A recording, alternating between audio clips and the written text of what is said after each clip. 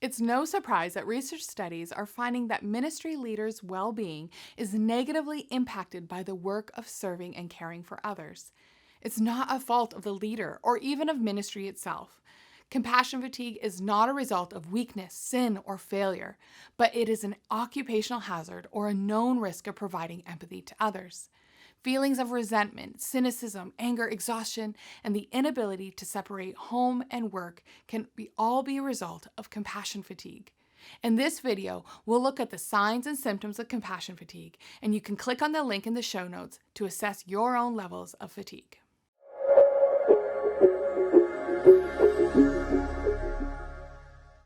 My name is Laura, founder of Hope Made Strong. We equip you and your ministry team as you support and care for others in your community. Awareness is growing about the impacts of compassion fatigue on caregivers. Compassion fatigue refers to the profound emotional and physical erosion that takes place when helpers are unable to refuel and regenerate. The work of helping requires people to open their hearts and minds to those who they're supporting. Unfortunately, this very process of empathy and caring is what makes helpers vulnerable to the negative impacts of compassion fatigue. The need for caregivers is increasing as our society and culture shift, and our social system struggles to keep up with the increased demand. And when we think about those who are in caring roles, we typically think of nurses, social workers, counselors, and teachers. I believe that clergy and those who are serving in ministry are also among the caregivers that are trying to keep up with the growing demand to support others through extremely complex issues. Around the world, ministry leaders and cross-cultural workers are serving and caring and unaware of the risk and impacts of compassion fatigue. This is resulting in people experiencing mental, emotional, physical exhaustion, and even having to leave ministry to care for their own well-being. Compassion fatigue is not a result of weakness, sin, or failure, but it is an occupational hazard or a known risk of providing empathy to others. Only those who care can be fatigued. I think of a construction worker who wears a helmet and a safety vest because being physically injured is a known risk in their field. Compassion fatigue is the known risk in the helping fields. Researcher and author Charles Figley describes compassion fatigue as the costs of caring. Compassion fatigue can be a side effect of supporting others. Again, this is not because of failure or weakness. It is simply a known risk of caring for others. I like to use the analogy of a campfire. When you're sitting around the fire, we try to avoid sitting in the smoke. But no matter how hard we try, we usually walk away smelling like smoke. It's in our hair, clothes, and sometimes our eyes and throat even burn a bit. Until we're able to intentionally shower and wash our clothes and rest our eyes, the impacts of the campfire lingers. This is the same with compassion fatigue. The impacts of caring for others can hitch a ride and hang on to us until we intentionally change or soothe or wash it off. Although there are ways to decrease or limit the impacts of compassion fatigue, there really is no way to fully prevent being personally impacted by caring for others.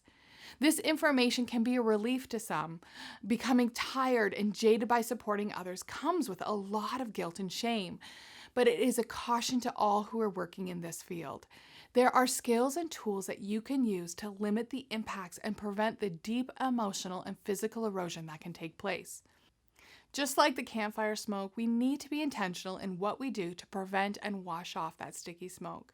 But first, I want to briefly share a few of the signs and symptoms of compassion fatigue. Now, I'm not able to go through them all. There are more resources available in the show notes below. Loss of empathy or avoiding and silencing others, these are key markers of having compassion fatigue. And this can be seen in silencing or avoiding a topic when we're supporting others. We can easily redirect a conversation or prevent someone from sharing information we just don't want or can't handle. In my own experience, I would often lose empathy for my family and friends' struggles because they seemed so minor compared to the crisis work that I was doing. Pervasive feelings of exhaustion is a very common symptom. It doesn't matter how much sleep you've had, the heavy feeling of being worn out is constant. This can further exacerbate areas that are also triggered by compassion fatigue, like agitation or anger, anxiety, lowered immune system, cynicism, and sleep disturbances. Studies have shown that when people are in the early stages of compassion fatigue, they are more likely to work more not less. They dive headfirst into work and the needs of others and can lose sight of healthy boundaries. Thoughts of those who they're supporting linger in their minds while they're at home, and they struggle to detach their work from their personal life. These are just a few examples of signs and symptoms of compassion fatigue. If you're interested in learning more about compassion fatigue, check out our program, Finding Hope in Helping. It's an online course that walks participants through a series of short video lessons and a workbook. And at the end, you have a personalized plan to overcome and prevent compassion fatigue. If you're unsure if you're experiencing compassion fatigue, I encourage you to take the Professional Quality of Life Assessment. Click the link below and you can do this assessment online, and your custom results will be sent to your inbox. Thanks for connecting. Take care.